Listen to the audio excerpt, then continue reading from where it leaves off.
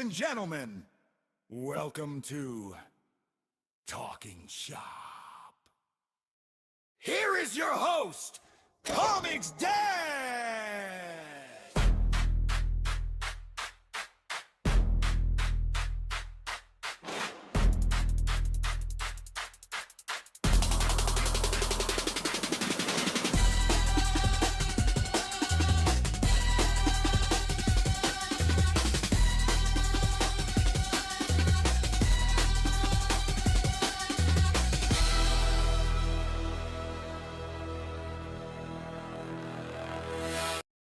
What up, everybody? ComixDad here.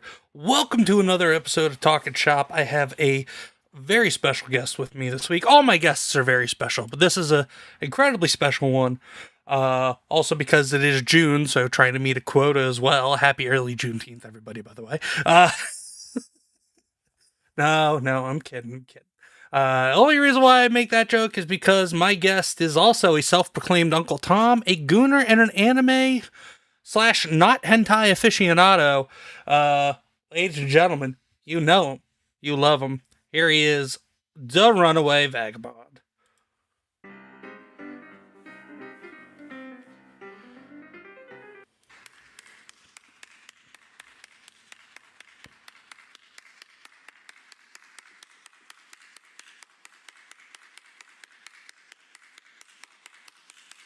Get on with it. Yes, get on with it. I'm black, y'all, and I'm black, y'all, and I'm blacker than black, and I'm black. What's going on, Vagabond? Hey, good. Thanks for having me on. Oh, of course, brother, of course. First and foremost, happy early Juneteenth to you, my friend. Happy Juneteenth. Leave out your milk and cookies for Harriet Tubman. I love it. I absolutely love it. And then, so let's get in. We'll say hi to the chat real quick, and then we'll get into the show. A little quick breakdown for anybody who's never seen it before, and then we'll get right into it. But of course, first in the chat is, of course, my fantastic guest, and because he's first in the chat, we get one of these. And there was much rejoicing. That's right. Because only the unenthusiastic rejoicing, because it's YouTube, so because screw YouTube. But Yeah, we're all stuck with it. Yeah, exactly. Well, I got one for Rumble too, but I don't think anybody hopped into the Rumble chat yet. So if somebody does, we'll play the little clip for Rumble too. But Davyverse with the boobs in the chat. What's up, Davyverse? Holy hell, Deborah Perkins, haven't seen you in a while, lady. How are you? Thank you for being here. M. Campia, you fan says, "Hail, ComixDad. Queenie is not here, Campia. She is actually working. She started a new job over the last couple of weeks. She's actually working second shift. So she won't be home until pretty much around the time I'm going to bed, which means I'm hanging out with the kiddos, but they're watching some Mega Man right now, actually. So it's Looney Tunes and Mega Man, so it's a pretty good time. But Wayfarer's here, says like and subscribe, good people. And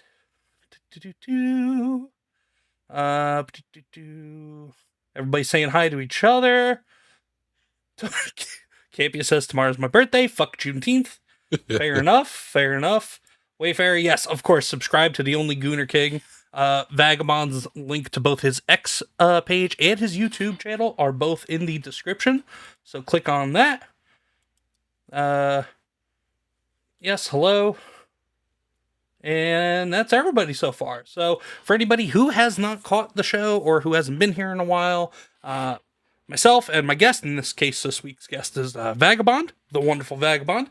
We're going to be talking all sorts of stuff. We're going to talk comics. We're going to talk what he does, his channel, and everything that entails, and anime, and all that other stuff. Some gooning while we're at it. That's because that's what we're all about here. We're all about talking the different shops. Now, normally I start the show by me and my guest talking about comics and all that. But I'm going to try kind of change it up this time around. Usually it's like comics, what the guest does, and then random bullshit at the end. I'm going to change it up a little. So Vagabond, we're actually going to talk about you and your channel and all your stuff first. Okay. So, Comic said took a break from YouTube. Oh, no, I hear you. I hear you, Deborah.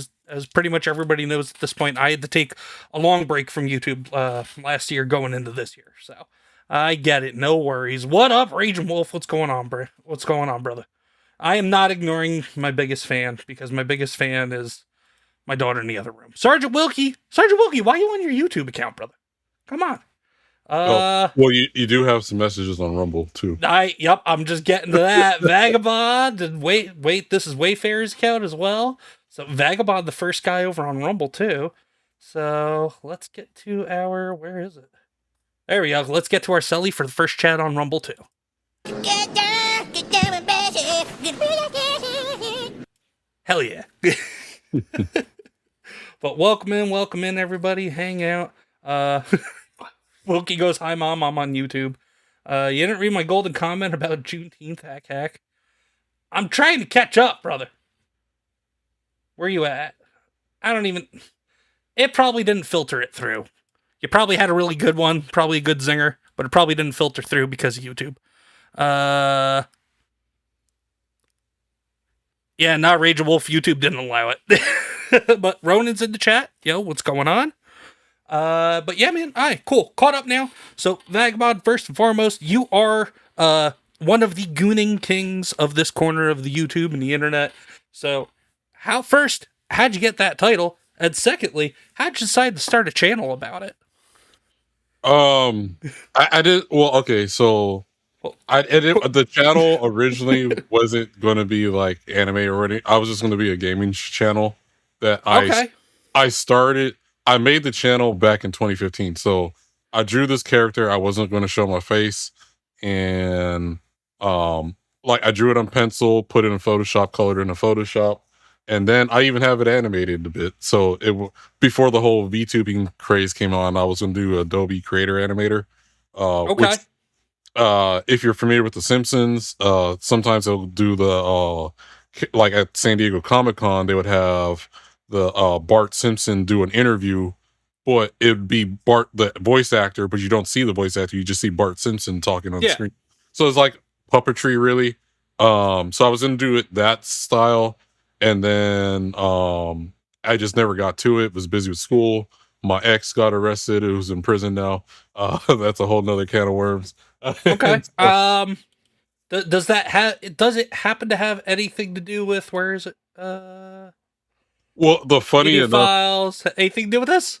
And dead solo tip in his most personal recording yet.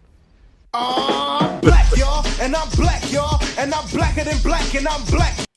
I'm gonna milk that for as much as I can this stream, just like you know. Well, funny enough, she is black and she did stab somebody, and that's why. And that person didn't make it either. So that's the fun. It wasn't Carmelo. Yeah, it wasn't Carmelo's mom, was it? No, but it was another black person. It was big enough to actually be in the news in Georgia. Oh, really? Yeah. So holy shit. But I was still living in California at the time. I was going back and forth between California and there. Then I got a job at a video game studio. And then worked over there for a while. And then after that went out of business, I drove all the way across packed up everything and drove. First time in a Honda Civic, a 93 EJ1 coupe, broke down in the middle of nowhere, busted my oil pan, had to get a friend to go 15 hours to pick me up, take me back to California. A year later, I did the trip again in a different car, a Mazda 626 91, and made it all the way, and then been in Georgia ever since. But there you go. But what happened basically, I went to the meetup. So this is how I got started in YouTube officially. I went to a meetup in Orlando, the first Orlando meetup. Took infamous picture with Ryan Kennel that blew up like crazy, and then on Twitter, and then got all kinds, Uncle Tom's or whatever. And then a guy named MSK like messages me. He's like, Master Swag King. He's like, hey, can I interview you? Oh, I'm familiar with MSK. Yeah. I know MSK. So he interviews me. Well, this is exactly the first stream, which is no longer there because his channel got banned the first time. So he interviews me, and I'm thinking, I wasn't showing my face, and the first thing he goes is, so how do you get girls? And I'm like, it caught me off guard because I was like, aren't you going to be asking me about the meetup and stuff? And it just was a random thing. And then I've been streaming with him ever since. And then until I wasn't. And then I was on Iron Oxide's show for a long time. Mhm. And but I was always making jokes and stuff about different anime shows or whatever. And then there's this one particular show, which I'm not going to spoil the name of it because I'm going to get a special guest, Disparu, just for this episode. Oh, really? Okay. Yeah. Look at you name dropping. Yeah. So, so there's this one anime I kind of started it all. And then, so it's like, and then I'm telling people about the premise, and I was like, okay, I swear it's not hentai. And then everyone thought that was funny, and then eventually made a podcast over a year later called I Swear It's Not Hentai. Oh yeah, man, and you're going strong with that. What, 39 of them later? Here we are. Yeah, so this Sunday will be episode 40, which was supposed to be last Sunday, but was having internet problems. Plus that the UFC fight that I also wanted to see, so I was like, whatever. Yeah. So let me just postpone it. Yeah, that fight, that event was crazy. I caught the ass end of it too. But yeah, I was surprised that really anybody tried to stream during that last weekend. So I was legitimately going to, but there was so many times my power was flickering. So I was like, you know what? I would hate to stream and my power just go out. So let me just not do that. Oh yeah. Was it Raging Wolf says, you're in Georgia, I have a new black friend. Campia says, Wolf, if you become friends, he may even give you the pass. Yeah. Well, I give everyone the pass, which I also became friends all the way in Argentina on Instagram with I don't know if do you mind me saying the word on your podcast? A or hard R? A. Go ahead. Okay. So in Argentina, in Buenos Aires, there's a restaurant called Big Nigga Burger. They sell and so on my new show with MMA Crease, that is what was it? It's we were doing Ninjas at Night, and I was talking about it. Which, by the way, that's a great name. When I saw it the first time, I laughed my ass off at the thumbnail. I was like, that is phenomenal. If you see the intro video, it's also hilarious. But so I was showing the Big Nigga Burger on Instagram, and then there was this black lady just pissed off about the name and how could you name this and stuff. So I responded to her. She actually responded to me back, and we're going back and forth.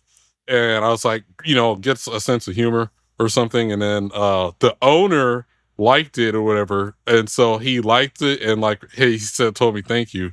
So I sent him a friend request after I thought he followed me first, which he didn't, and he ended up following me back. So that was cool. So that's good stuff, man. So I do make a trip to Argentina to Big Nigga Burger. I promise to be there sometime. But burgers are big and black. That's the joke too. So the buns. they gotta be at that point. Yeah. So the buns are big and black, and everything. So do they even use black food dyed ketchup and stuff too? No, it's just the burger. But apparently, just going all in on the theme at that point. Yeah, apparently the burger's pretty good, so I'm gonna go there to try that. Then in Florida, there's a restaurant called. Well, it's not called this, but it looks like it is. You ever seen a Vietnamese place, and you know how it says pho, but it's spelled PHO, so it's shouldn't say pho. It's pho. Yeah. So there's a restaurant in Florida somewhere called Bitch Nigga. So Bitch Nigga Cafe. So holy shit, man. So I do have to go down there to try that as well. Oh. So given that you do a lot of talking about with your I Swear It's Not Hentai podcast, you talk a lot about anime and whatnot. Has that always been your medium of choice? No, well, partially. I mean, I do read comics, not as much as I used to. I think the last set of comics I bought was Wolverine with no, it was Wonder Woman with Conan the Barbarian. Okay. and normally I don't do crossovers, but I just love Conan the Barbarian, so I was like, I'll go get that. And then when I officially stopped buying the mainstream stuff was what was it? Once they did Space Wakanda, I was like, all right, I'm out. I'm totally done. Oh, because I used to buy all the Black Panther comics, and Fair enough. I hate the Black Panther movie. I only seen the first one. I didn't bother with the second. And then but the problem it was like it's just getting ridiculous. So it's like that was officially the last American comic I bought from the mainstream. I do buy a lot of the Rippaverse stuff. You see me wearing Alpha Core beanie. I have Phenomenova from Von Coleman, which I do need to read. But other than that, I'm all even in video games because gaming's where also I'm into. So basically, I'm mostly a gamer, but when I do watch stuff, it's mostly anime though. Yeah, I'm just looking up something here because when we get to the comments, or not comments, comic portion of the show, there is some Conan stuff that's actually running right now. So I figure I'll pull some of it up this way. I show it off to you and anybody else that's in the Conan the Barbarian stuff. But and then so you pretty much you've kind of touched on it already, but you kind of go all in on the whole Uncle Tom thing. And did that does that just come naturally to you? Like, have you always kind of gone against the grain when it comes to that? Because there are people that definitely don't. Because I've met other people that are not necessarily as just open and just in your face about it as you are, but other people that I've talked to, I don't really get it.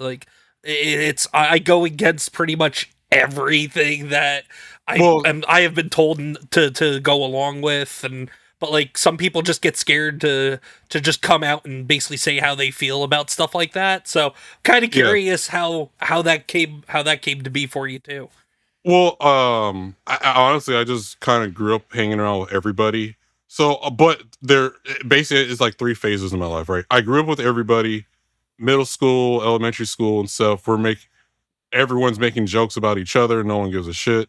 And then high school, I did kind of get wokeified towards the end of middle school, whatever, and high school, where I was leaning pro black a little bit, and basically it was kind of like, oh, you're trying to prove how black you are and stuff. So, I would even tell people not to say it and stuff, itself. And then, later in life, I'm like, this honestly, if there's a such thing as actual black pride, why does a word or anything just affect you or whatever, right? And then it's then people are dictating who you can go out with and who you can't go out with. Then some of the things weren't making sense to me because I did become a leftist before, right? And it was because I grew up on comics like X-Men, because my older brother used to collect the X-Men comics and stuff. So that's how I got into comics. And then but it was but my favorite character is Wolverine and stuff, and I would start seeing people who were never into comics before, if I was in the anime club, I was the only black guy in the anime club and stuff. And all of a sudden you got these guys oh, we need to make black Wolverine, or just the retarded shit. And then also, and what kind of hit it for me was why don't you just make your own just make your own character, a brand new character? Because even at the time too, I was buying black comics from one of my favorites, this guy. He has a pimp superhero called the Black Bastard. Really? Yeah, every single time I go to San Diego Comic-Con, and it was just hilarious. So he had his bitches was his sidekick or whatever, and so, but it was a pimp superhero, and he would dress up as his character at San Diego Comic-Con every year. Oh, but so the problem I was seeing was you got all these black people who are actually doing something, and you guys who don't support nothing are making it there's no black characters. And I'm like, hey, look, they're right over here. And then so eventually I've been called Uncle Tom and you coon and stuff so much, I said fuck it. And so basically they created their own supervillain. So that's basically what happened. Welcome to the dark side, or maybe the light side. I don't know, whichever way you want to call it. That'll piss them off at this point. But Yeah, but I yeah, mean, it's just just small little things here and there, and it was all of the older, most retarded stuff. So that kind of like pushed me to like, yeah, like I said, they created the monster that I am. well, and then just to real quick touch on like what you were saying about like trying to appropriate, like they've tried to take over Captain America by making Sam Wilson, aka the Falcon, Captain America, and it's Yeah, not just in the movie and in the Disney Plus series. Like they've tried that multiple times over the last couple of decades, and it's always usually just a mini series because it doesn't sell well. I mean they've done it with Spider-Man with Miles Morales. yeah. I mean, which don't get me wrong, like I've always enjoyed or at least early on I enjoyed the character of Miles Morales. It wasn't really until the last maybe 2 or 3 years that I've just kind of gotten annoyed and just completely over it at this point. But I think when it came to Miles Morales for me, it was the guy has none of his own villain. It's like every story from Peter Parker is just yes, handed down to him. I'm yes, like, I've and seen that's this before. yeah, and that's kind of where I was gonna go with it. Like, it was cool when it was the original Ultimate Universe, and like the OG Peter Parker Spider Man and his universe was killed. He ended up getting spider powers of his own. He took up the mantle. Like, okay, that's cool. That's all well and good. Then eventually, when the original Ultimate Universe collapsed and was destroyed, and Miles and the Maker were the only two to get transported over to and folded into the Prime universe. Like, okay, so he was the he wasn't Yeah, the only Spider-Man at that point, and like I've always felt that when they did that, especially when they gave him his first standalone series, which started I think at like 2018, I think it was. It took forever for him to get his own recurring solo series. yeah, Which it was that first volume of it, it went what, 2018, 2022. It was pretty decent. I mean, it touched on some things, it used some Spidey villains, but then it also had some of its own unique storylines. So it was all right. It was pretty good.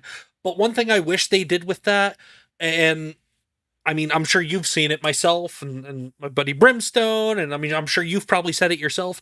The one problem that they've never addressed that I really thought would have helped the character grow, Miles Morales is Miles Morales. Miles Morales is not Spider Man, at least not anymore, because he's yeah. not in his own universe where he is the Prime Spider Man. And if Well, they I guess. addressed that, Well, go I ahead. guess for me too, it's just I never liked multiverses. Well, it is based. I guess for me, it was like it's because the anime. Also, this is where manga and anime is kind of like tilted my taste in that aspect, right? Yeah, So, like, I don't even like Black Nick Fury with Samuel. As much as I like Samuel L. Jackson, I don't like his version of Nick Fury. I know a lot of people do. yeah. I want to see my Great White Hope back again, the White Nick Fury, and I mean, it was good for a novelty thing. It was good to get like the typical Samuel L. Jackson type of performance. After like the first two Avengers movies, it kind of, yeah, I kind of got a little like, okay, we get it, but it yeah, would have well, been better to have Nick Fury have a little more depth to him. yeah, I guess my problem with multiverses because once you start reading manga and or watch anime, like okay, there is no like oh okay, you just start at issue one and you end at like Yep. issue whatever the last volume is or whatever, right? There's no like okay, if you want to know the lore of the there, you got to be in this universe or this one. Yeah. The only exception is probably Gundam, or Uh, well, and and even maybe a then, few other. the thing with Gundam is it's not even like it's alternate universes of like the same characters and stuff. Right, right, They're all independent of each other, telling their own completely independent stories too. right. So like, I wouldn't even necessarily equate Gundam to that. Right, but I think that's the closest thing when though, right? So, For sure, cause, for sure. so like, cause you got Char, right, and then you go to Gundam Wing where they got their villain guy that is imitation of Char, so he has his own little helmet or whatever like that, Yeah, and that's true. yeah, And it carries over into a lot of the other series, especially when you get to Gundam Seed, yeah, and then but also what is it, Unicorn? yeah, but other than that, like, you still got the UC universe with the Universal Centuries. You can just follow that straight up through, and that's it. Yeah, But yeah, other than that, it's like, you get a one complete story. You feel like everything matters. People aren't just always coming back. Naruto. So, Well, you get one complete story, and then there's Yeah. some where you get a story that isn't yet complete either. yeah, So, which Yeah. greatest incomplete story of all time? Where is it? yeah, Come on, there you go. You know what? Screw it. We're gonna switch over to this scene because then I can just do that, remove that. There we go. I'll just drop it on the table. yeah, But yeah, greatest incomplete story in manga. But no, for sure, it's that's kind of the big.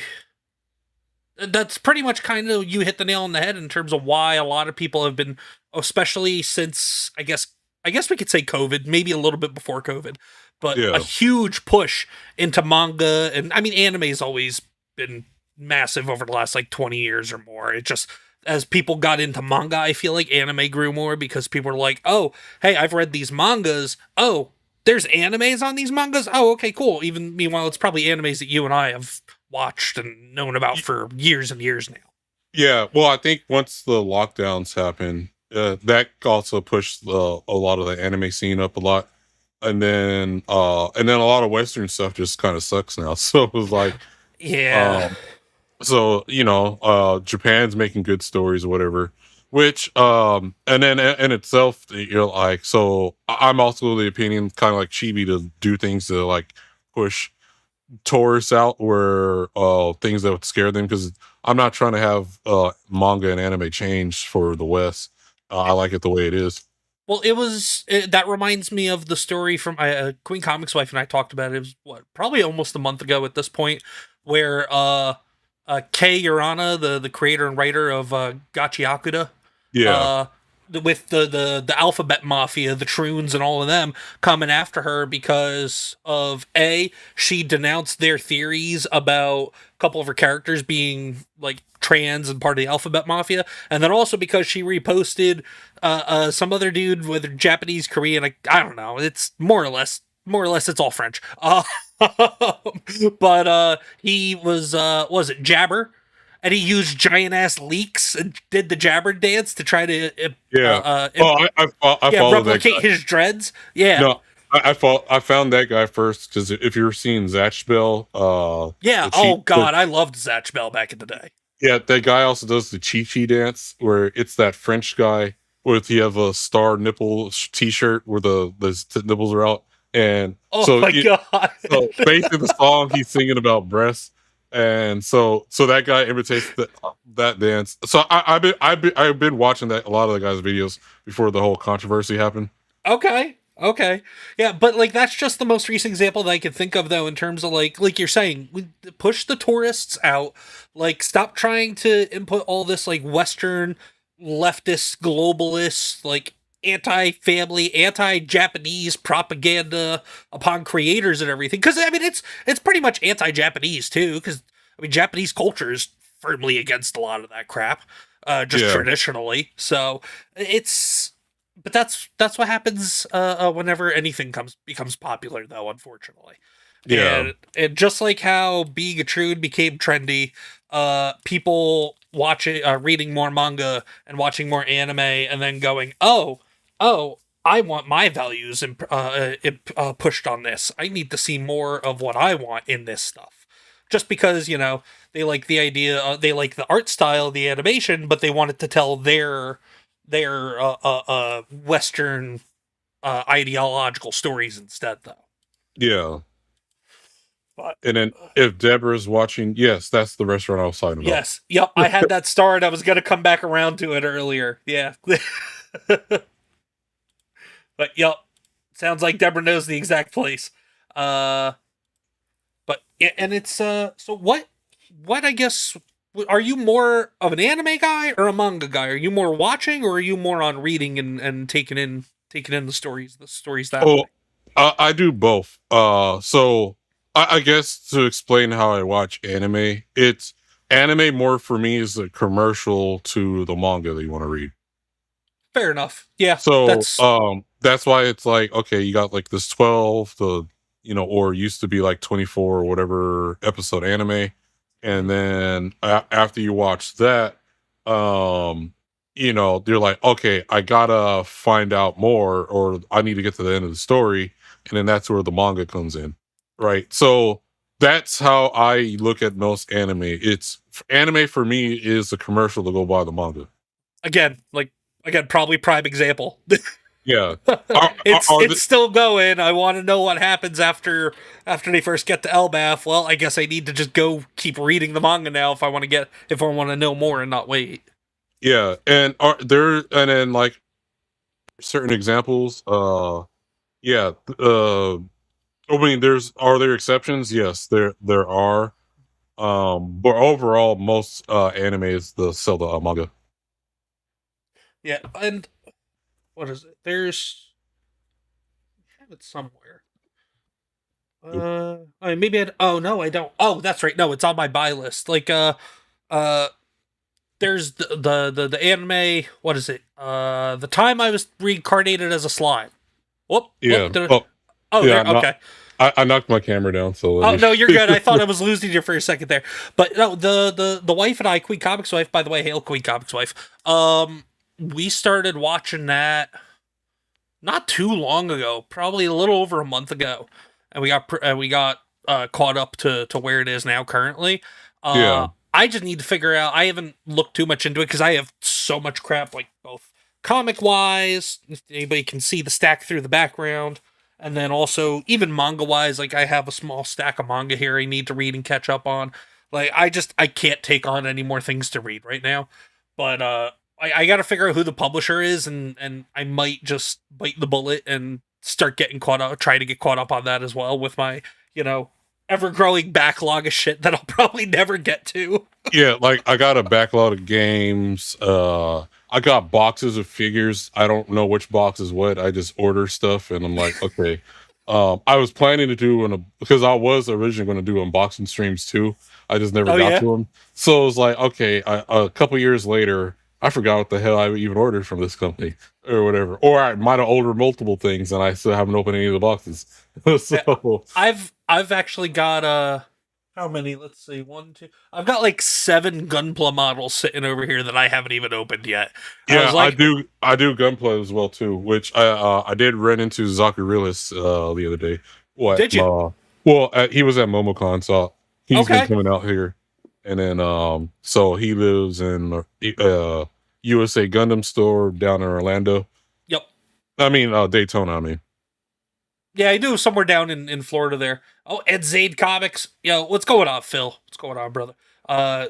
Remember that name, by the way, because when we get to the comic book portion, gonna mention something by them. But no, the same way though. Like I have what I say, like 6 or 7 Gunpla models over here that yeah, I've had since before Christmas or around Christmas time.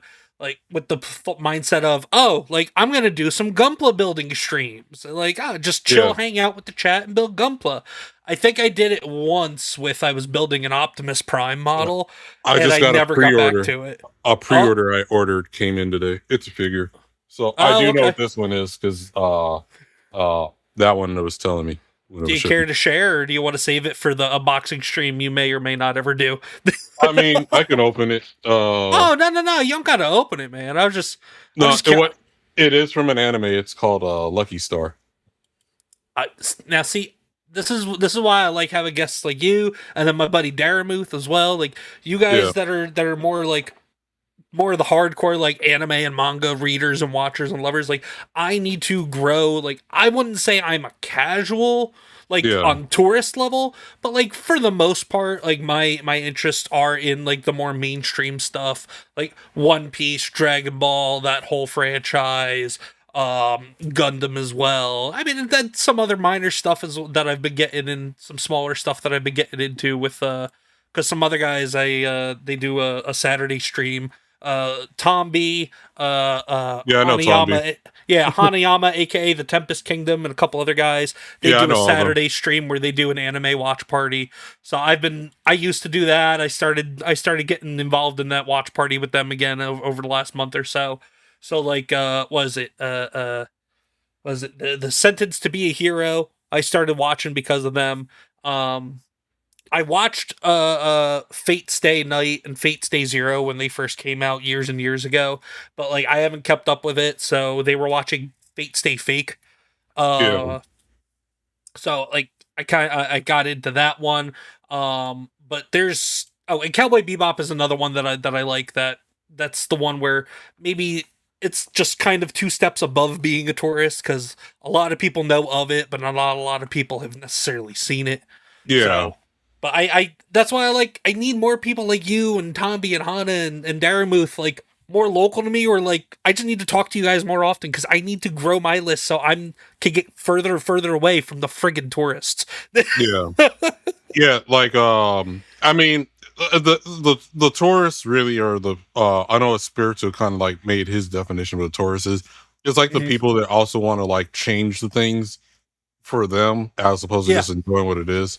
So well, then I need to also distance myself from the casuals as well then. yeah. But like but it's easy. It's like I mean there's Crunchyroll and stuff, but yeah, like I buy figures and I got DVDs that just came in and books, and then I pick up stuff I find at cons or whatever stuff too. And then like the next con I'll be is a Dragon Con. And then hopefully I get a panel again at AWA. You got the panel at a couple of conventions. So last AWA I did my first panel. I did I Swear It's Not Hentai panel. And then no shit. That's cool, man. I did, and then I'm gonna do I believe I'm gonna get it. So I should get a I Swear It's Not Hentai panel for it's gonna be in November this year. For AWA. Yeah, it's here in Georgia. Gotcha. Yeah, there's a couple that happen around by me. The most immediate one or the closest one that I can think of, it's called ZenkaiCon. Yeah. I don't know if you heard of that one up in like South Central PA or Southeastern PA. Oh man. Well, there's so many cons now. I haven't heard of that one, but like because originally I'm from San Diego, California, so I grew up going to San Diego Comic Con. Yeah. Next year I do plan to go to Hentai Matsuri. I just found out about it. It's been going on since 2008. And I didn't know about it. Is it a convention that's focused around what I think it's focused around? Probably it is, but I got to look it up. It is an 18 up con. Well, there you go. That answers my question. And after what happened in San Jose the other couple weeks ago, and then this past weekend, I think a different convention that Pippa was at, the feet juice craze is going on, so I'm all in. No. Oh no! I'm excited because now someone just opened Pandora's box, so I can't wait. Just don't tell Kata. Yeah, well, I'll see Kata at Dragon Con. He came to last year's Dragon Con. Okay. Yeah, so we hung out there. Where's Dragon Con at? Downtown Atlanta. It's 5 hotels, competing hotels that got tunnels that connect to each other. It's 24/7, 5 days.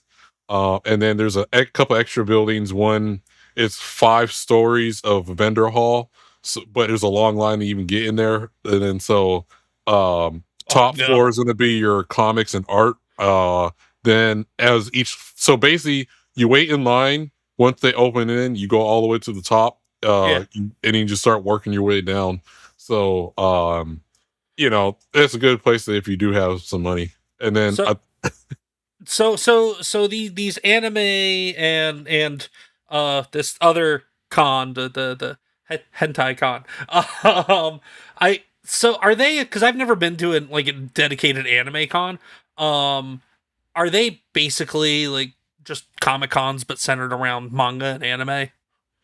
Well, or is there like obviously I'm going to assume that kind of the culture and the vibe around it is different, but at its core, is it essentially just the equivalent of a comic convention?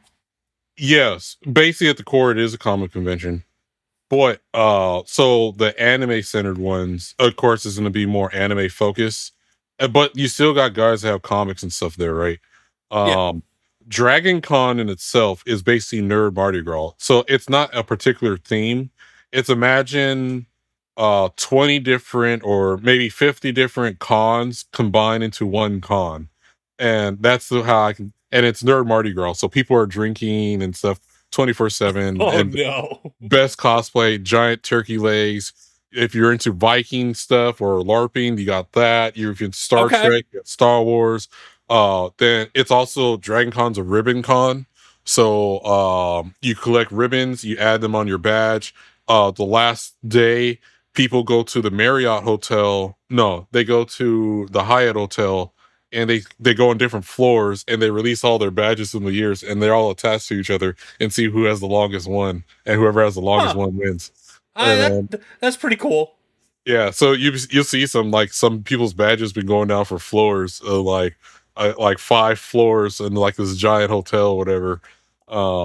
It's fun. Like, even if you're so usually the Georgia cons compared to other cons I've been to are more party-ish, right? Where Okay. you're going there to see people that are into the same hobbies as you, and they like drinking as well and partying. That's the best Okay. way. That's the best thing I can explain about the Georgia cons, because they're usually all 24/7. So it's like vendor hall may close, but you could be still 2 a.m. in the morning just hanging out or whatever. Oh yeah, like I used to do like tabletop conventions Yeah. back in the day. And like they were pretty much the same. Like the main floor area for the convention may close, but like because it's in a hotel, like everybody just migrates over to the bar at the hotel. Like Yeah. that's kind of how it goes from there. Then people just start like hanging out and drinking, and sometimes people just start playing board games at the hotel bar too. Like it's just Yeah. like So- it's definitely a different environment in that aspect, because out of the comic conventions I've gone to, like it that doesn't really happen at comic conventions. Yeah, Like, okay, so- it's closed and then it's closed, that's it, and everybody disperses. Yeah, so San Diego Comic Con closes at 6 p.m. usually. Everyone leaves and go do whatever outside of the con, right? Yeah. But here, you don't even have to leave. You just stay. So I usually car camp, because then I'm not trying to drive back and forth all the time, which I I hear did that. do for this past MomoCon. Like, but MomoCon, you also got like a lot, even though it's anime themed, you still got like your Evo and your video game tournaments, tabletop Okay. board games. You still got people who do comics and stuff as well. So I mean, there's still stuff for everybody. Gotcha. Yeah, I wanna try to go to one, but also given the area that I live in and where that, like I said, that closest one was, it's Zenkai Con, and Yeah. given it's in the nearby city that it's in, and knowing the kind of people that live typically in that part of that city, like if I go, I know I'm just gonna be probably cosplaying as Trump just to piss people off at that Oh. point. Because that's all that'll be there, at least in my area. It is a deep blue city in the middle of farmland, Pennsylvania. Well, So- I mean, most of the cons I go to are in downtown Atlanta, and Atlanta's a blue city. But I seen someone at Dragon Con one year. He was Mandalorian, a Make America Great Again Mandalorian Trump, and That's awesome. but to be fair, Dragon Con is about the meme culture too. So I seen people cosplay as remember when the Cracker Barrel lost the guy on the barrel? Yeah, So yeah. I ran into a lady. I did take a picture with her where she was cosplaying as the Cracker Barrel guy and saying looking for work, just got fired. And then I was the Burger King airplane guy. Then there was but honestly, Dragon Wait, Con hold on. was- Is that yeah, is that supposed to be what this is here? yes. I didn't even put that. I didn't even realize that. Oh my god. Yeah, and I did print a new crown, which I got right here. Oh, that's beautiful. That So- is wonderful. Yeah, so this year at Dragon Con, this is be my thing. So I had to fit it to my head and everything. So that'll be this year's Dragon Con. Oh, fantastic. Yeah, it's because like because the kids I have the kids watching anime too. Like, I mean, not like that I forced them to watch. Okay, maybe I did it first just to get them into it. But after I initially forced them to watch anime, like they love One Piece. They also really love Dragon Ball, which is great. I watched. I had them watch original Dragon Ball last year. And the older one, it took her a while to come around, but my younger one, she was 5 at the time. She immediately she loved it. She was like all on board with Kid Goku and the whole story and everything. Now we're in Dragon Ball Z.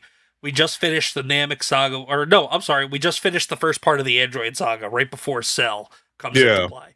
So she's still hanging in strong, so I'm proud of her. So, and then my older one has actually been, the wife and I, because I watched it back in the day, but I showed the wife Yu Yu Hakusho for the first time. Yeah. I think it was this past weekend, and then we've been binging through that a couple episodes a night ever since. It takes 3 days if you watch nonstop, well, which I know for a fact. But, yeah, well, don't ask me how I know. Well, dude, just like you can get through from the beginning of One Piece to the end of Wano right before Egghead Island, you could do that in about 7.5 months if you watch it nonstop. And I know that firsthand because I had the wife do that gauntlet last year. And she hates me for it. No, I literally was in a house. I sat for a one spot for 3 days nonstop watching rewatching Yu Yu Hakusho. And well, I mean, it's worth it. Yeah, I only got up to like use the bathroom or eat, and that was it. And like take a shower. That was literally it. Just nonstop. Let me just watch this. Well, the wife is loving it, and then our older one caught us watching it the other day, and so she just sat down and like. So she doesn't have the complete context of what's going on, but like she's digging it too. So now the thing that I need to do is I need to get my older one and the wife, into one of my personal favorite franchises, which we talked about before, which is Gundam. Yeah. I got my younger one watching Gundam last year as well.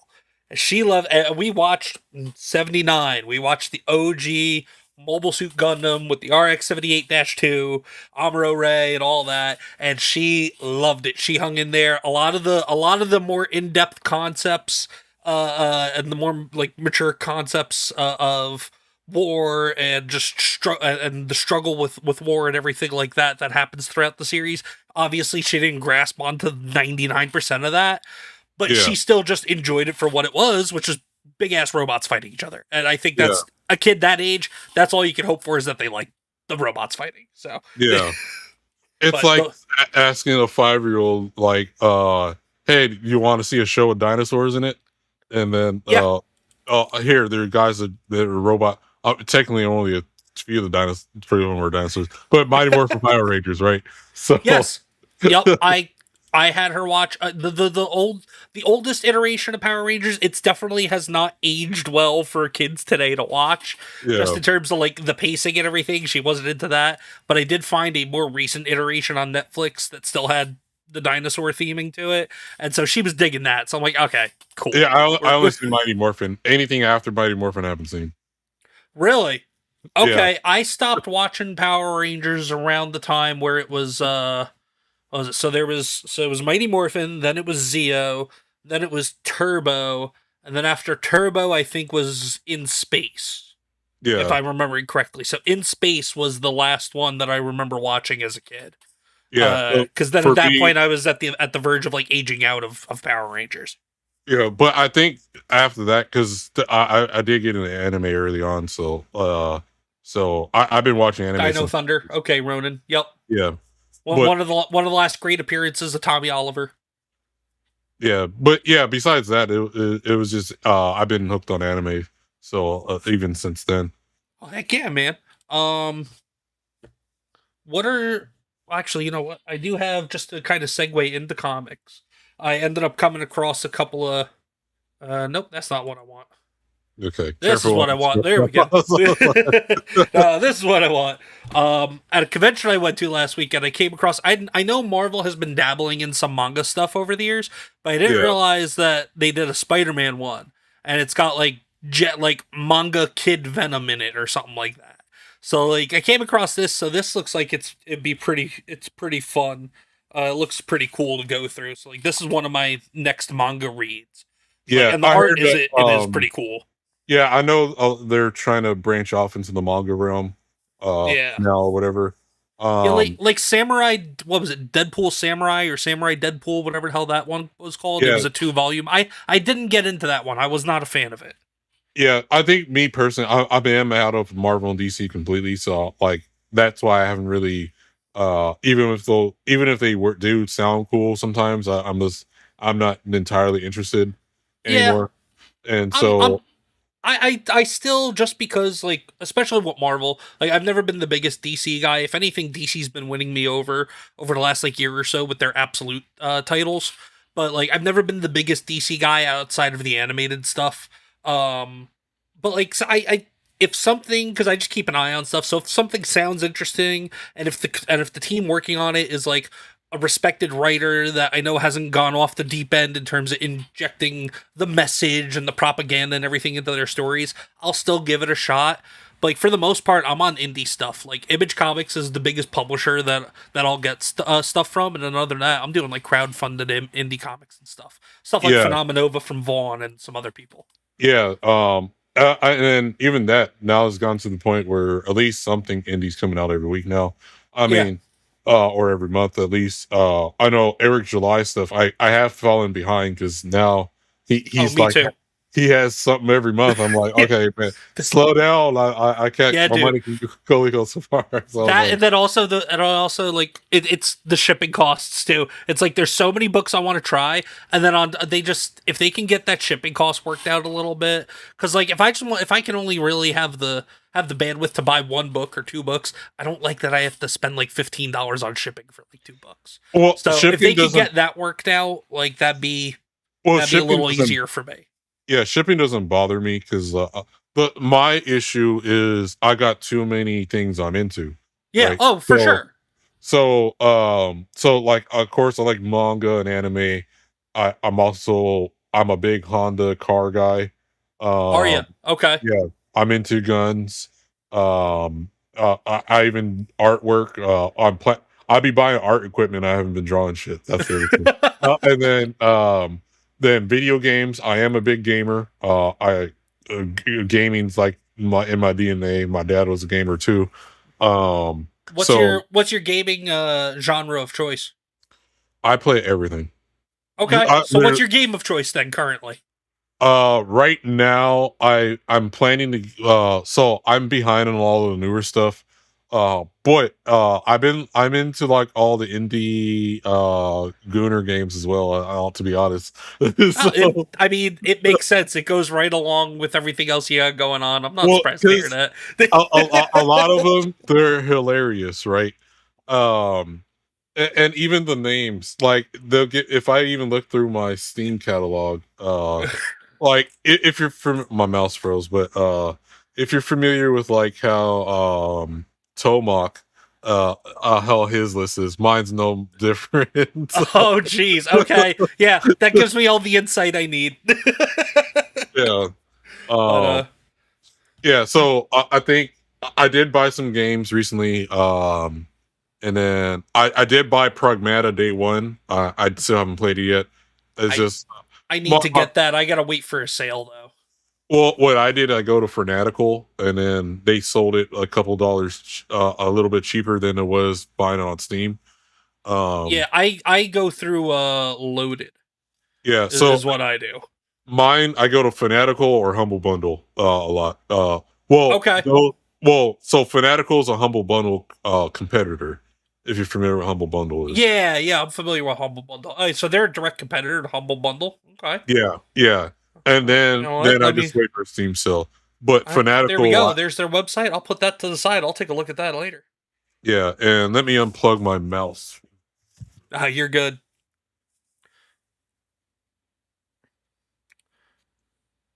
And before we get back into the manga into comics segue, what have I gotten recently?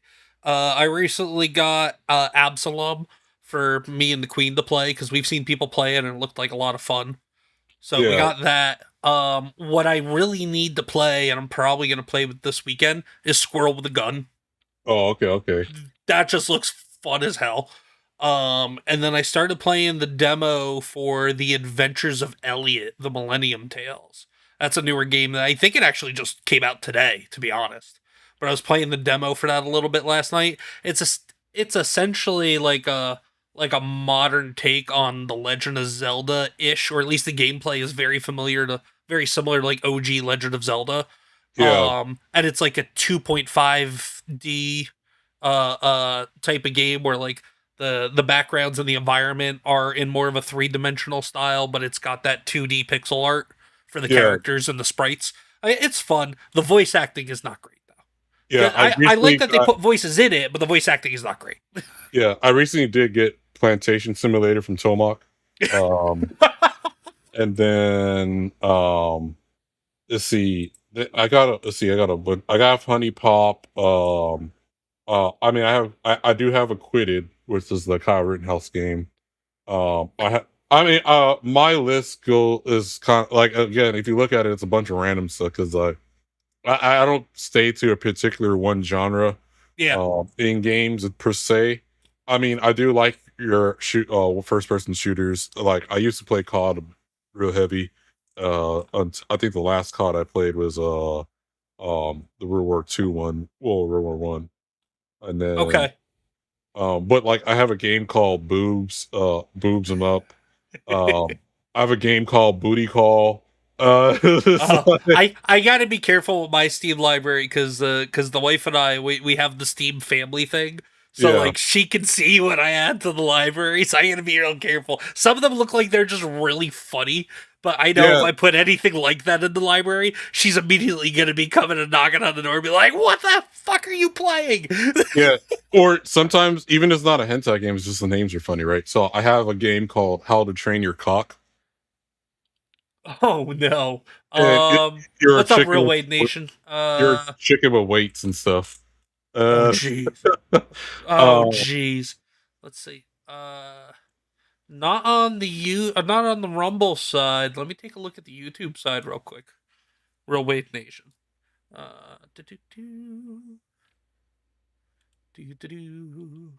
Because if that is happening, that is a little bit of an issue. Oh, what, the Rumble's chat's not showing up, or? No. Real Wade Nation was saying, asking if he was the only one lagging. No, it looks good on my side, Real Wade Nation. I mean, hopefully it's not an internet issue for you, but I'm having no problem on my end. I just checked it out. But no, and then the like I'm like you. I don't really stick to a particular genre. I have tried to stay away from like multiplayer games though, because I have such a bad experience with them, especially back in like the Modern Warfare 2 days and the Black Ops days. Oh no. See, for me, I stay away from shit like that for the most part.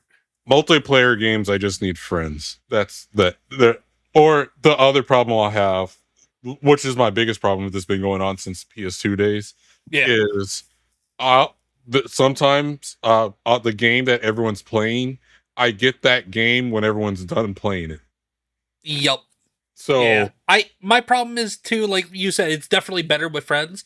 I don't really have friends to play games with, so that's why I've been trying to find 2-player games, because like the wife will at least play some games with me. But I don't have anybody to play games with. So if you want somebody to play games with Vagabond, you let me know, man. We'll play some games. Right. But yeah, there's so many times where like back in the Nintendo 3DS or whatever, right? Everyone's playing this game. By the time I buy the game, everyone's moved on to something different. Or something I hear you. Like, hear you. I've definitely been on the on that end of the friend group a couple of times. But yeah, just real quick though, I had this sitting here. Transformers G1 manga. Oh, nice. So in case, I don't know if you're a Transformers guy, but kind of itches that mecha itches that mecha itch, or scratches that mecha itch if you still want a manga format. It's pretty good. I think they did a 3-volume run of this. Yeah, so, I did. I do have some manga I picked up at the last con I was at, which I already owned this in English, but I had to get the Dot Hack Legend of the Twilight Bracelet. I already own all 3 volumes in English, but I got the Japanese version of it. There you go. Be a real collector. I'm about to buy. I'll probably just drop $300 to get the complete set of Gantz. Oh shit. Yeah. I have the Berserk manga, the hardcovers. I got issues volumes 1 through 10. I have another manga I ordered all the way from Japan.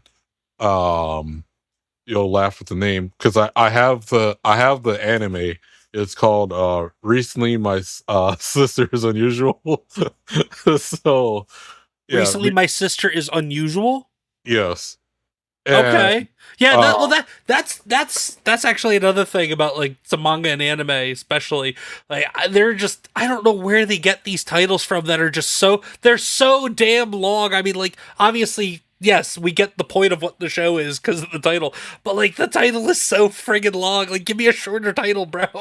well, there's a reason behind it now, right? So the reasoning that they're doing that is there's so much competition, right? So Uh-huh.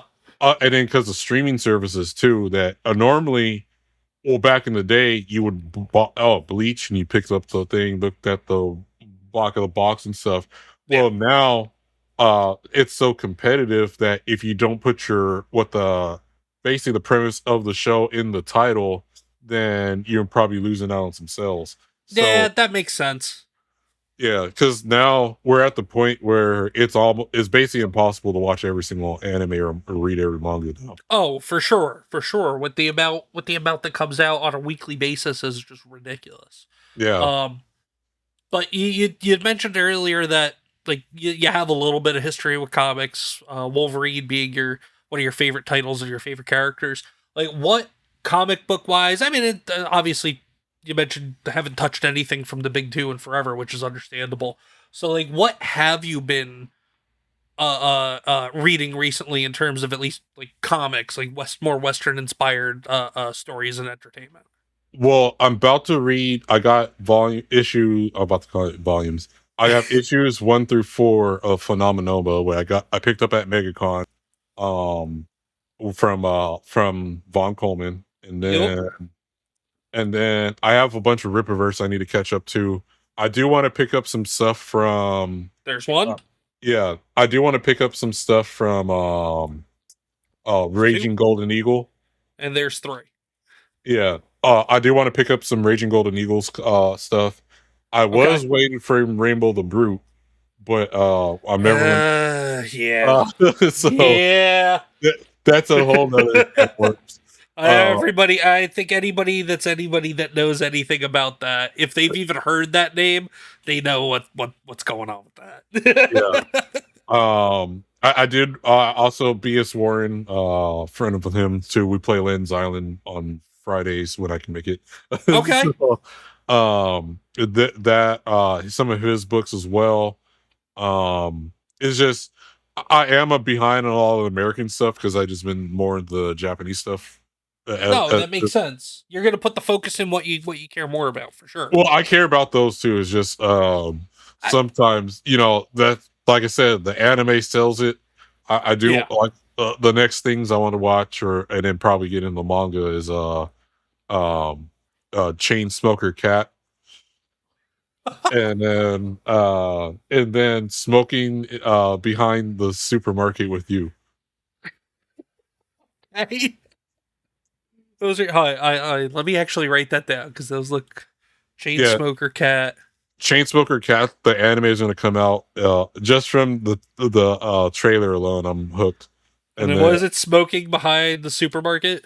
Yeah, Smoking Through Behind the Supermarket with You came out this month, so you can start watching that, and people are loving Yep. it already. I have them pulled up right here to I'm gonna look them up as soon as we're done here and look Yeah. into them. But so and then so it sounds like you're definitely just more into like the hardcore like crowdfunding level indie type of stuff. Yeah. Okay. Yeah, and then well, the only reason too is because like my money's been split thin, so sometimes someone's crowdfunding, I could chip in here and then wait for it to come out, and while I go save up and buy some other stuff over here. Oh, for sure. Well, that and then also that's the nice thing about because I predominantly will go and back stuff that's on Kickstarter, just because like, oh hey, I know how much I can dedicate because I know, oh, in 30 days from now I know I'll have that funds. I just don't have them now. Yeah. Or like I bought a friend's book back in 2016. I didn't get it till like 2021. Holy shit. Yeah. And I know the person too. It was like, this is the sad part. He stopped doing updates and shit. And Oh no. So I'm actually in that. I'm in a little bit of a pickle with a title right now that I backed last year. It's been over a year since it completed, and man. I don't want to say it because it is one that I'm really excited for. So Yeah. I don't want to say the name of it and rub anybody the wrong way against looking into it when it finally fulfills. But Yeah. I feel that like it's good people behind it. They just seem to be struggling to get it over the finish line. Well, I think because I illustrated a children's book. If you find it on your own, that's on you. You did, okay. Yeah. But I think what it is, a lot of people don't realize the their printing costs is one issue. Because Oh, for sure. a lot of even when it just comes to regular books, if you're not doing the print on demand or like Amazon Kindle Direct Publishing or whatever, if you go to a traditional route, then a lot of the printers, they won't work with you unless you have like a big amount of money, and they don't give you discounts until you make your like first set of purchases and stuff. So Yeah. a lot of people are paying a lot more than they think they are. And I think that's part of the problem is they don't realize what the printing costs and stuff like that. Well, there is. I will say there is a group of guys. Let me find their books. A couple of their books here. But have you heard of Zaid Comics? Yes. Yeah, Zaid Comics. Phil Diaz, his brother, and some other people they work with. Do their own printing in house apparently. Oh, nice. So, like I don't know if you've seen this popping around the internet recently. The Man with No Strings. It's a weird western. I haven't seen that one. Yeah, the art is screw it. I'll angle the camera this way. People see a little bit of my belly and my floor. Why not? But I mean, the art is phenomenal.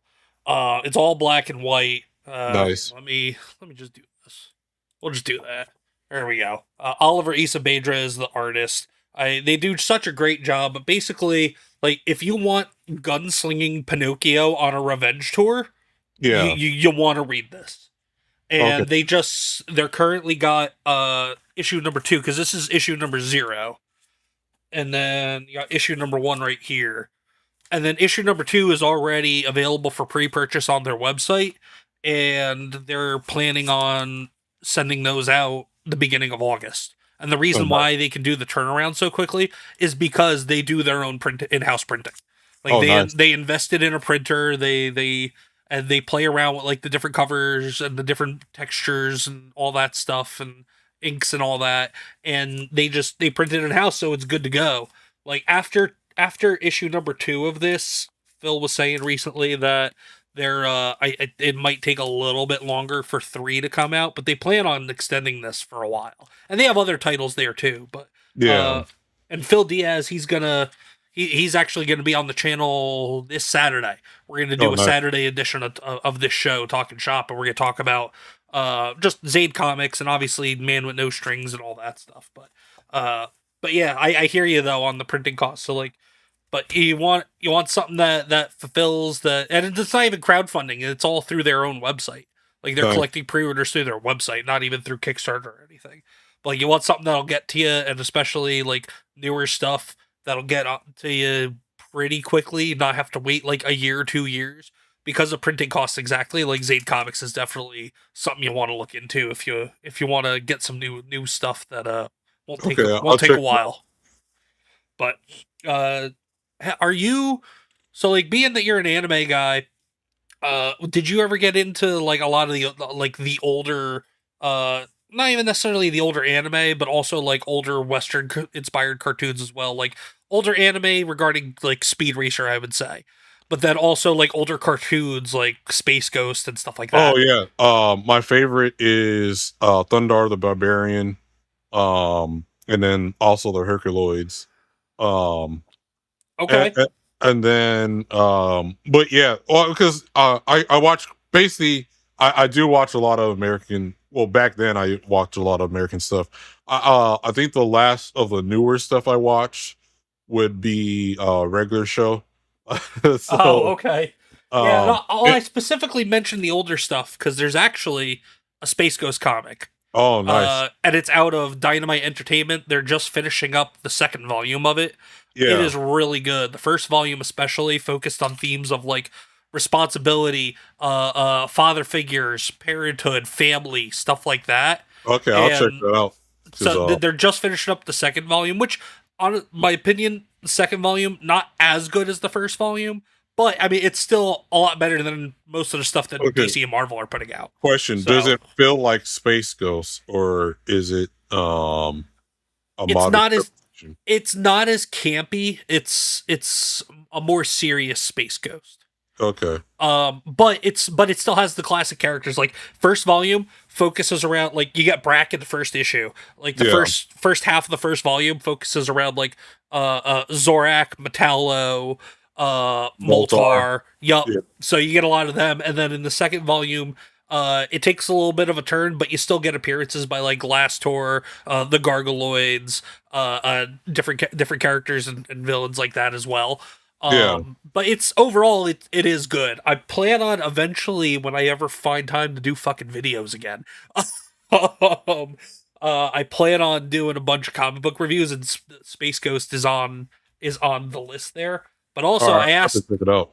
and I specifically mentioned like older anime because there's also a Speed Racer comic. Oh, nice. So like that, I don't know if you ever were into Speed Racer. Oh yeah, Like, here he comes. Here comes Super oh Racer. yeah. Like Yeah. it's a 10 issue run.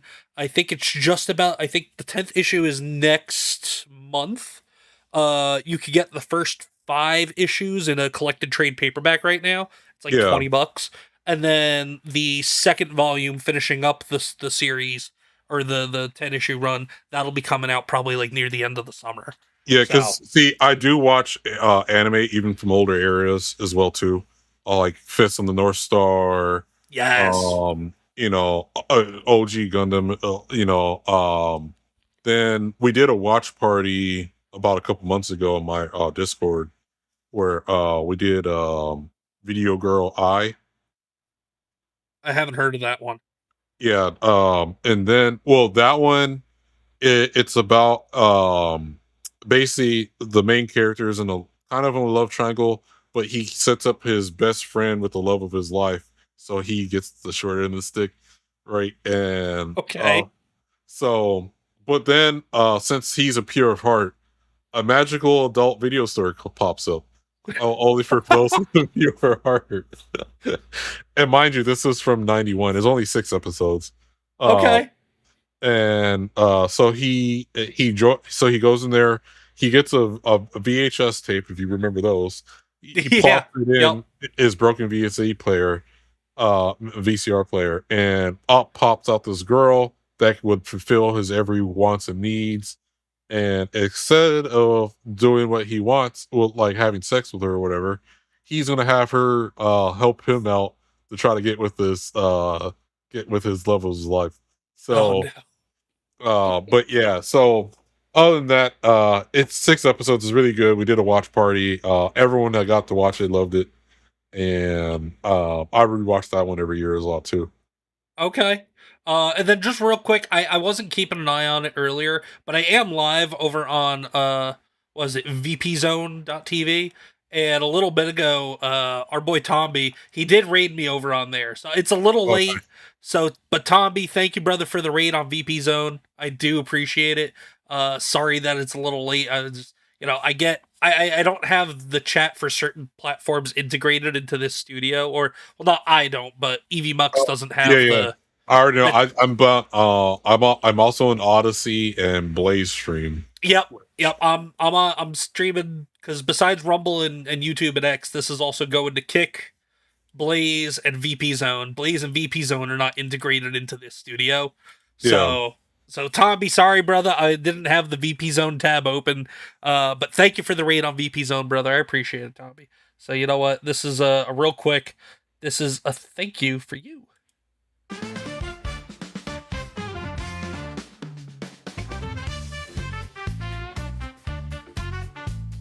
Gotta love Bully Maguire.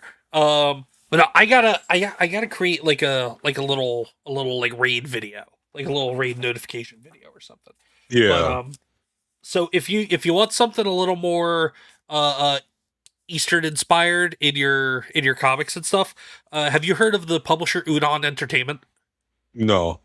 Okay, so they do a lot of Street Fighter stuff. They do Darkstalkers, and then also they've been doing a lot of Mega Man stuff over the last year or so. So Oh, like nice. this is number one in a 5-issue run of Mega Man X. If you ever played Mega Man X on the Super Nintendo Yes. back in the day, so issue 5 of that is coming out I think next month.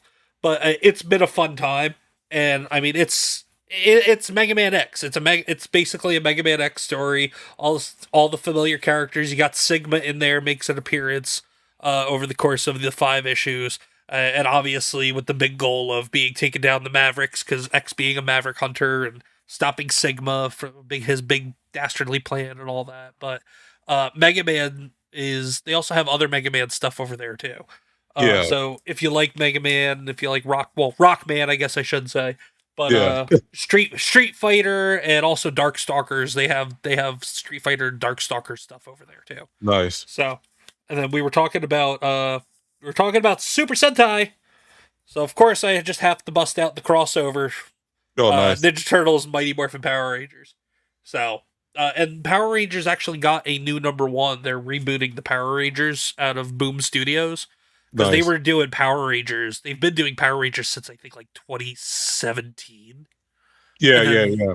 Yeah, and then I that heard you were run, doing real good with that. and it was I- good too. I did meet the guy that was also part of doing all the explosions and all setting up for all the Super Sentai shows back in Japan. He Okay. came to MomoCon one year, and then he was planning to do tours. I am getting tornado warnings, but so if I Oh just no. Yeah, so well, if you disappear, I'm definitely gonna Yeah. get a little worried. yeah, but yeah, so basically yeah, so he wants to do tours in Japan where he takes you to all the Super Sentai areas where they were using napalm for all those explosions and stuff too. Oh And- shit. Okay. And they don't, it's all digital now, but yeah, he was explaining that, and then where all the moves came from, and he would do a few of them because he also played some of the characters and stuff as well too. Oh, did he? Yeah. Oh, cool. So he did a whole seminar on MomoCon. I have to stitch it together because I videotaped all that. But I'm sure they probably said, "Please do not videotape." No, you could. Oh, okay. Well, because I know at least at some I went to New York Comic Con. Well, the wife and I went to New York Comic Con last year, and they were cool with it. But I remember I went to New York Comic Con over a decade ago, probably like 13 years ago at this point. And back Yeah. then they were kind of weird about it. They were like, "Please don't record during this panel or that panel or whatever." So like, Yeah. I don't know if certain types of conventions still do the same thing or not. Like, you know, at Comic Con, like I said, we Yeah. went this past year, but we didn't do any panels. But I didn't see any signs or anything about like no video, no picture, stuff like that. Well, Because people yeah, it just get depends. weird about that sometimes. Yeah, it depends on the panel though. Or right.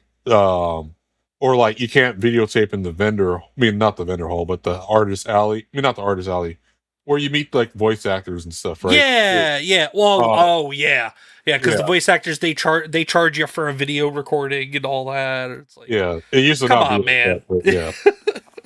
But I will say we got to meet about 2 years ago. I think we went down to GalaxyCon in Richmond, Virginia. Yeah. And I got in line. My older one and I, we met Christopher Sabat. Obviously, I had a Vegeta pop for him to sign, and my older one, she loves Zoro. So he was cool. Like, I only paid for one signature. He gave her a print and signed it also of Zoro. So, like, that was neat. He was cool to meet. But the wife, her and the little one, they met Ian Sinclair, who most notably is the voice of Whis in Dragon Ball Super and Brook in One Piece. And he sat there and he sang Big Sprue to my little one. And my wife told me all about it. I was like, what the hell was wrong with you? Like, one of the arguably only good voice actors in English One Piece. Yeah. And you go and meet him without me? Like, what the hell? But yeah, he was the same thing though. Like, he didn't like no recordings or anything like that unless he was gonna charge. Christopher Sabat obviously was charging, I think it was like $40 for a video recording or something like that. It was ridiculous, but Yeah. Well, like I guess for me, I usually if nowadays I usually do unless it's a voice actor from the past, yeah. I'll do if it's a modern voice actors, it's either for English, I only really take a picture of their hot and then um and then Okay. like okay, like I okay, the English voice actor for Makima and Chainsaw Man. I'd never seen Chainsaw Man in English. Oh yeah. I waited in line for her anyway. So, Fair enough. um, and then So real quick, just because you mentioned Chainsaw Man, like I don't know if this is controversial or not. I'm not a fan. I loved it. I mean, granted, we were watching it in English, but it wasn't even necessarily the English dubbing that put me off. It was more, I think, the animation style than anything. Between that and then also just the whole point that the main character just like his goal in life is to just goon to at this point. Okay, I need two dimensions at least. Don't give me one. Give me at least a second dimension to a character. okay. Like, So, well, okay, maybe because I look at it differently, right? It's basically since he's learning the world and he's always been alone and paying Yeah. off his father's debt. He's also learning how not to be manipulated by other people, right? True. So yeah, of course, his mission is the goon, but he's also being taken advantage of by other women that come in front of his face. And Oh, I he think, absolutely is. Yeah. yeah, but I love Chainsaw Man. The movie I saw the movie multiple time in theaters.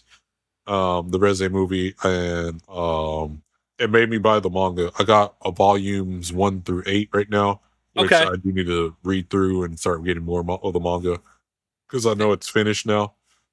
Yeah, and and my thing about the show, I mean, and I do want to give the manga a chance because I feel like with manga and anime, it's kind of the same thing as like over here in the West when there's movie adaptations of books. Like Yeah. things are definitely going to be cut out. There's definitely going to be some creative liberties taken here and there. So Well, I might okay, give the Chainsaw Man manga just a chance because maybe that kind of is what happened a little bit with the anime. But well, I can answer that. So, okay, from what I've read, it is different a bit. There's parts that they leave out or whatever in the manga. So the anime does leave out parts that were in the manga or in certain characters or whatever, right? Then I know in Japan hated season 1 of Chainsaw Man yeah, I saw because something about that. the reason why is the manga's art style and directions more darker compared to the Ant season 1 of the anime. Mhm. So, which the movie does solve. The movie Does was it? like, Okay. so the movie was like, hey, we heard your complaints about season 1 when it came to the art direction and stuff. So they changed the movie based on what the fans were complaining about for season 1. Okay. And then Uh, whenever season 2 comes, I guess the hope is that it'll stick to what Yeah. the changes that they made in the movie. The movie is one of my top movies of all time. Is it really? Honestly, it's up Okay. there with it's up there with Jurassic Park for me. Which Jurassic Park is one of my top movies of all time. Okay. Yeah. Well, you know what? You and Queen Comics Wife got to talk one day then, because that's one of her favorite franchises too. Is Yeah, 'cause Jurassic Park, not Jurassic World. She hates Jurassic World. I hate Jurassic World too. I didn't bother watching any of the. I was like, it's not Jurassic World, it's Jurassic Park. Anything other than that, it's trash. We only watched Jurassic World because the younger one likes dinosaurs. We went to Yeah. go see, what was it called? The most recent one. What was it? Dominion. Yeah, Was it called? Where I affectionately call the one the I guess the big appeal, the big new dinosaur, Retardosaurus. yeah. So Okay, because the problem with that one is like you don't just invent dinosaurs for the hell of it. Like, Oh, yeah. that defeats the whole purpose of Jurassic Park. For me, all these right. Yeah. I haven't read the books, but I'm like, what kind of bullshit is this? So I was like, yeah, I ain't watching that nonsense. And Yeah, like it was unique for like the first one, and they like just to and I guess even for the second one with like selling the spliced genetically modified dinosaurs. But once it bled over into the third one, which was god awful, and then they kept doing it in the fourth one, like, okay, we get it. We don't like designer dinosaurs was cool for like a movie, maybe two. Like, now move on to something else. Come up with another original thought. you know what they should have done instead? Like, don't even do movies. Make the goggles from the first Jurassic Park. Oh my Like the god, two. yes. Yeah, That like would make so much money. yeah, like they're like Jurassic Park's merchandising. Because even back in the day, right? I mean, I know we're not supposed to. We're talking about other stuff, not Jurassic Park. No, But, dude, we're talking about whatever, man. It's all good. yeah, but the toys in themselves, you would buy a dinosaur toy, and if they didn't have that JP on the side, it was worth nothing, right? And so like there's collectors of those original Jurassic Park toys, and when you came out with Jurassic World, you just ruined that whole market. I think. Yeah. I mean, I was then you got people on YouTube right now trying to recreate the Barbasol can, like. That's all you need to like. It's so easy to make anything for Jurassic money for Jurassic Park. It's Okay, like as a cosplay prop.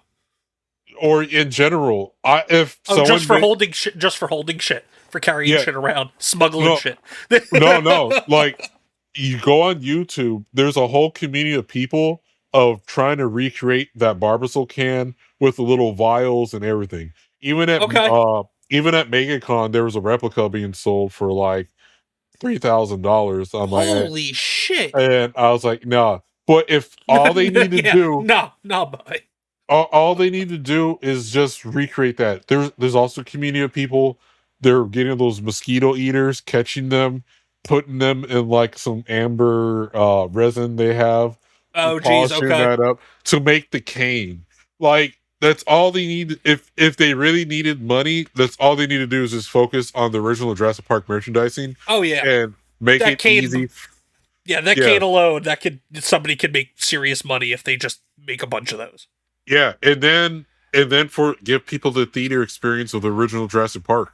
I would go in theater. I would go watch that in a theater right now just for this experience again.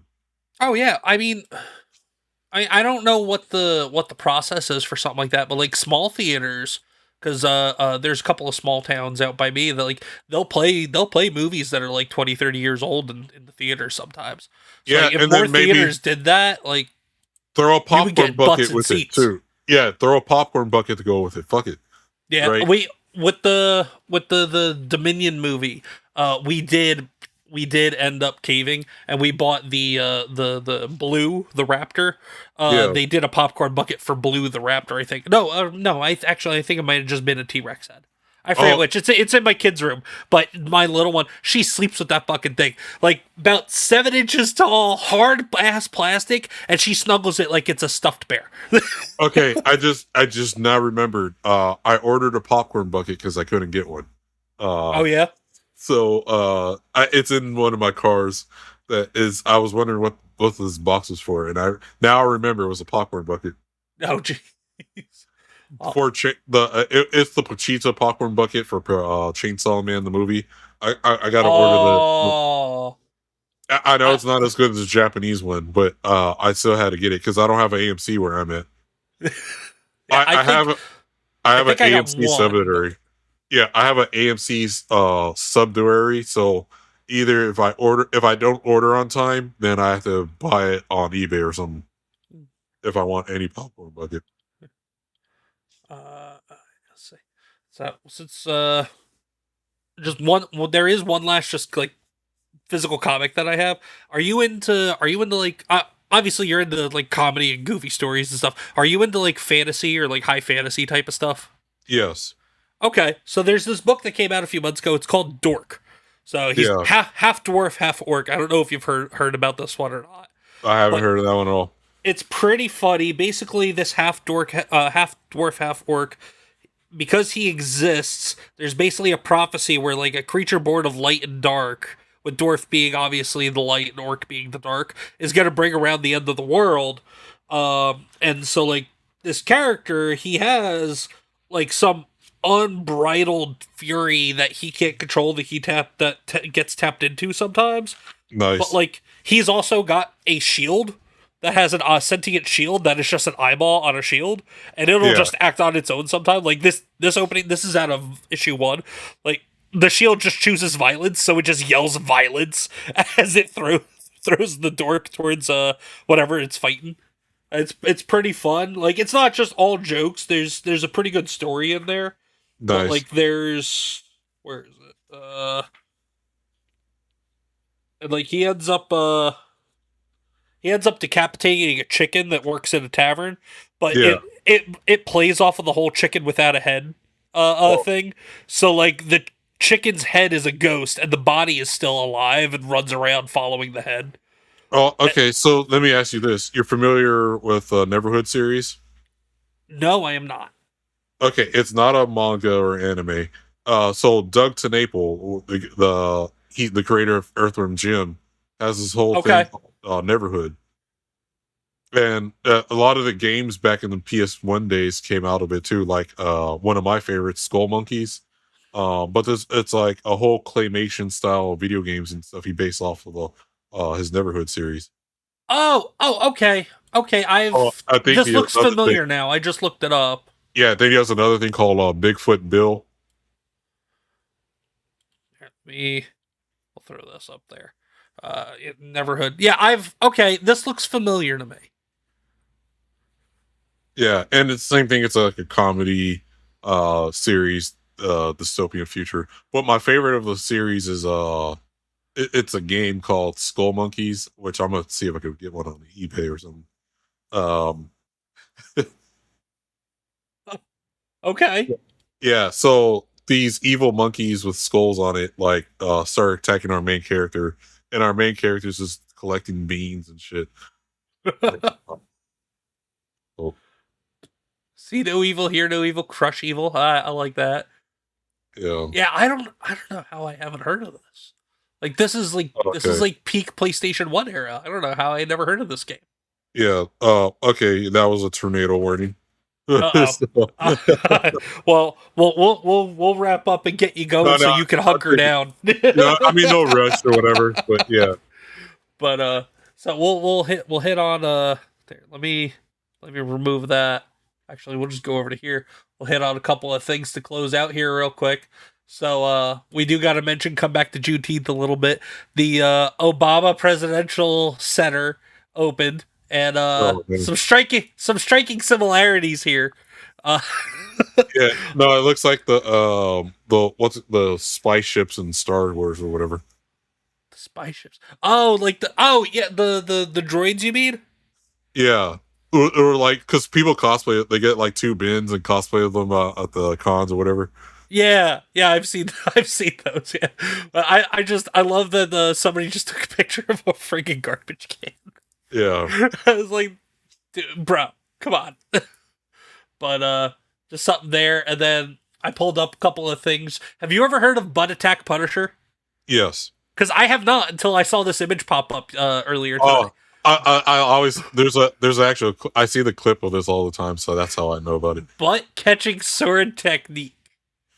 Yeah, and very interesting. Yeah. Oh, that reminded me. I did get a DVD in the other day called Cat Planet Cuties. Cat Planet Cuties.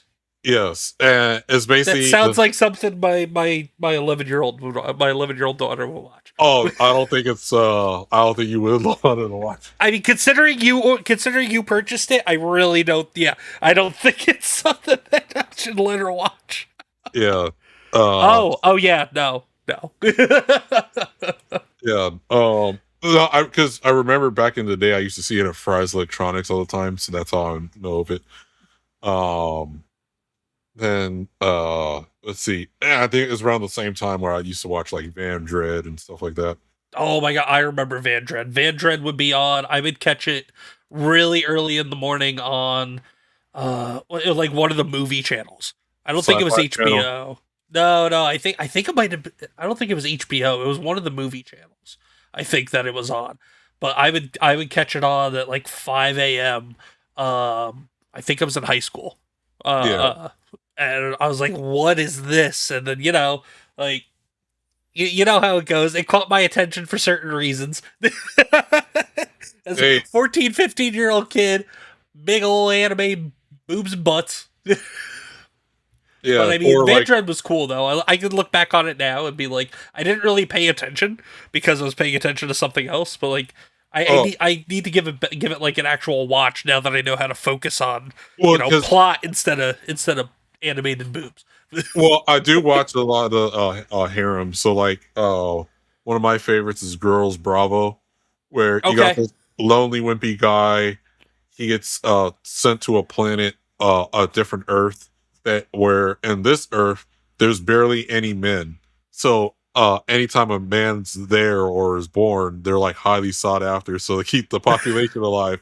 So he goes from a loner to every chick in the universe on this planet was going after him. Oh shit, that sounds like it could be fun. The most recent harem like related or adjacent show that I watched was Rising of the Shield Hero. Yeah. I think, well, another one we and a different ex used to watch was Shuffle, which it was originally a visual novel game Okay. where a guy goes to a high school where it's the first high school on Earth where there's gods and demons also attend the high school. And the demons are more like elves, and the gods are also there. The gods are loud and boastful, and the demons are quiet and timid, or whatever. And the king of the gods and the king of the demons are best friends, and Huh. they're basically frat brothers, pretty much. Okay. so, so the main character, he mind you, he already lives in a house with a girl already, and the king of the gods and king of the demons daughters just joins his class, and if he basically has to pick either one of them, and either and whatever girl he chooses to marry, he becomes king of the gods or king of the demons powers. Huh. And it's only 12 Interesting. episodes. It's hilarious. If you watch my show, I do a clip with the KKK in there all the time. That's what that's from. Yes. Because I have seen that clip. Yeah. I catch the streams once in a while when I can. Yeah, so that's where that clip is from. It's from Shuffle. And Okay. I don't know where you can watch it. Probably find some site to somewhat say download it or whatever. But I don't, they might have it on Crunchyroll. I don't think. Yeah, right here it's saying it's on Crunchyroll. It's on Crunchyroll, YouTube Premium, Roku, Amazon, Sometimes those be wrong. Though. YouTube TV. Yeah, I mean, this is just based on a Google search. Yeah. But yeah, it's saying it's on Crunchyroll. Oh, okay. Well, if it is, it's only 12 episodes. Easy watch. All It's right. absolutely hilarious. The English is actually Yeah. pretty good on that one. And that's probably going to be a watch at work when I got nothing going on type of deal. Yeah. Like, But if you love fan service, is there for you too. there you go. And this, I always find myself coming back to this lately. Like, this is almost always, because Vegeta's the GOAT in my mind. Yeah. More lately than not, or more often than not over the last couple of years, I find myself relating to Vegeta even more, and I think most do. Especially when it comes to stuff like this. Like, mood. This is definitely a mood. This is definitely a vibe. That Yeah. I think all of us have felt. Well, I've seen right now they're making everyone relate to Gohan because Gohan all this hidden potential and is gone to waste. Yup. And it all just got fucked because he cared more about university than fighting. And Yeah. honestly, it's actually a really good metaphor for kind of academia today. Like, don't send your kids to college. Let them live up to their potential instead. Yeah. So because I know I was telling somebody the other day, we were talking about like college and kids and all that stuff. And it was a conversation at work, and I told him, like, I don't know about you, when my kids are old enough, I am doing everything in my power to push them away from college unless they are getting a free ride somewhere, and even then, I am handpicking the school. And I am. Okay. And Shuffle is on Crunchyroll. There's 24 episodes. Yeah, I looked it up here. It's Yeah, I got the link right here to it, so I'll check that out for sure. So since we talked Gooner and you mentioned Bleach earlier, so who is your number? This is an argument I see a lot online. Who is your number one in Bleach? Who's your number one waifu in Bleach? Oh, I only know the girl with the hat. I never seen so Bleach. Okay, you know how everyone was like they'll fall asleep when the Inuyasha came on. Uh-huh. Anytime Bleach came on, I passed out. So Did I you? don't- Okay. yeah. So Bleach, I don't know any of the characters besides Ichigo and the short girl with the hat right there. Oh, this one right here. Oh, okay. Yeah. So Yeah, it's for me. Bleach was I never made it all the way to the end. But peak Bleach would be, I guess, after the second or third arc, whatever they call the Soul Society arc.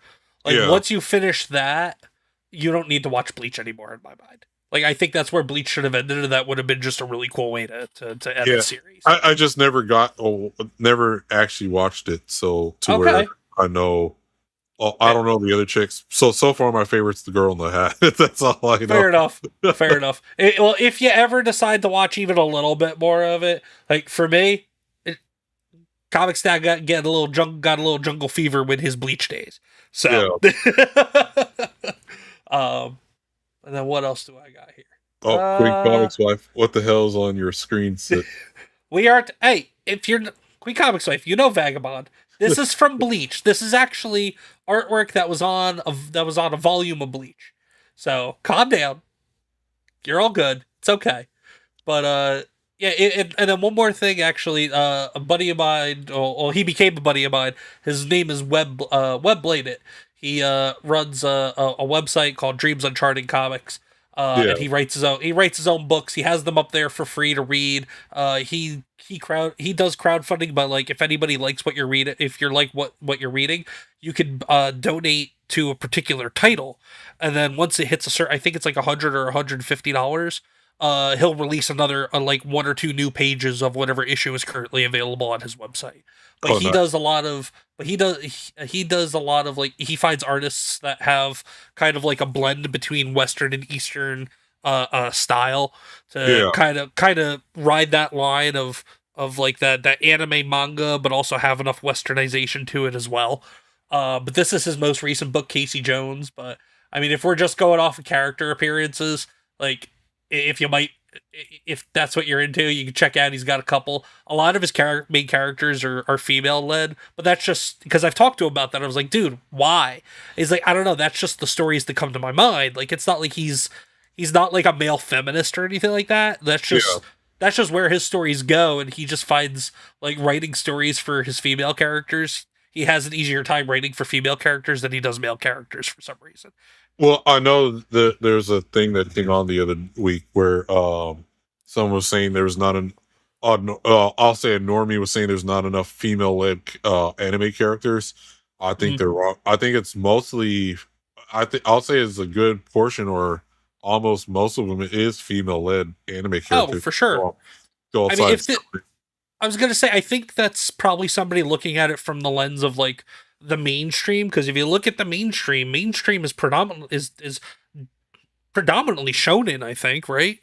Yeah. So yeah, of course you're not gonna have female led titles in the shonen category, and that's what the casual mainstream is. So, but no, your point exactly. Like, look beyond that, and you'll find a whole bunch of female led stories and titles and stuff. But this is like a title he has called High Treason League. It's kind of like a martial arts, like similar to like an Avatar, The Last Airbender type of deal, but like the main character she's not like the Avatar, she doesn't embody all four elements or whatever, but like it's got similar theming, and it's got a bunch of martial arts and stuff like that. So if you're into that, and then this is one of his female antagonists. She's pretty badass too. But this is Snipe Hunter. You got an elf that grew up in the human world, and then she finds her way back to the elf world, and then she teams up with some princess in the Elven Kingdom. They're fighting some beast here. So, and then yeah, this is his newest title where it's like it's like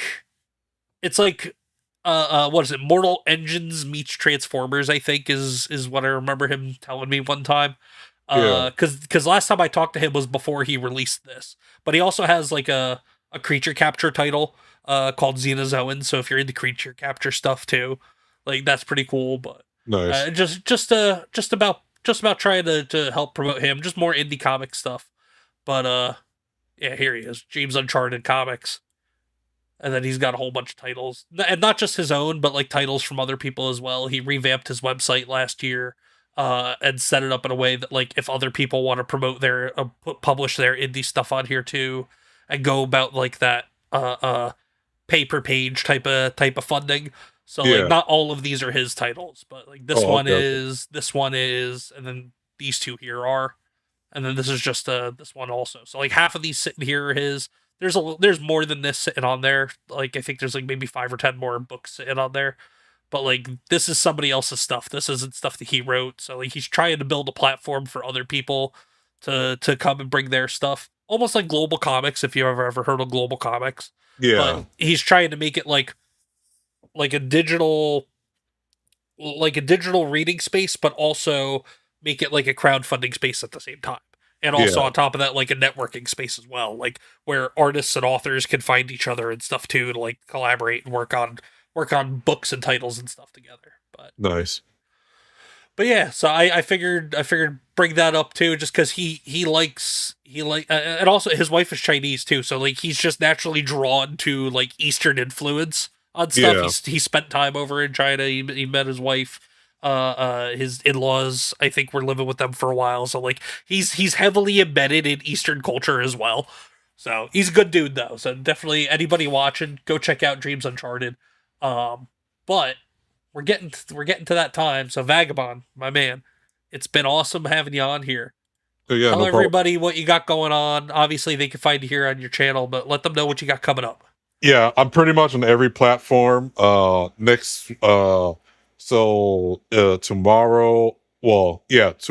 Saturday morning at 2 a.m. Eastern, I will be on the Bezel Hub with Devil Made Me Do It. Okay. And then after that, if I can wake up in time, I'll be on the Full Aussie Podcast, aka FAP. That's a good one. And then next week, on Sunday on my show, I will be hosting I Swear It's Not Hentai again on all platforms. And on Wednesday, actually we're gonna have Wednesday off because Crease is going on vacation. So Okay. this Sunday will be I Swear It's Not Hentai episode 40. Nice. Get that 40th one. Happy 40th, my man. Thanks. But everybody, please be sure to go check out Vagabond's channel. Go give him a sub. Check out everything. Also, hopefully everybody enjoyed the show tonight. Hit the like, sub, follow, all that good stuff. And anybody watching on Rumble, we're gonna raid on over to Power Keg Greg. He's a fun dude, good dude. Does a lot of like not necessarily like I guess we could call it retro gaming at this point. Shit, he does like a lot of like early 2000s gaming. Yeah. So damn, early 2000s is retro now. Holy shit, man, we're getting old. Right. But we're gonna raid over to him over on Rumble. Everybody else, go have a good night, enjoy yourselves, and as always, remember, comics are good for you. And also, Seth Rogen sucks. Yeah, Seth Rogen sucks. Good night, everybody. So tune in, geek out, it's all in good fun.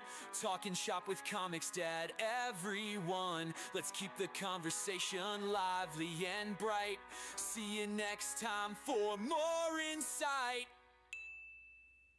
Welcome to Talkin' Shop, where we never stop discussing heroes, villains, every plot twist we've got, from ink to screen and all in between. With ComixDad and friends, it's the scene.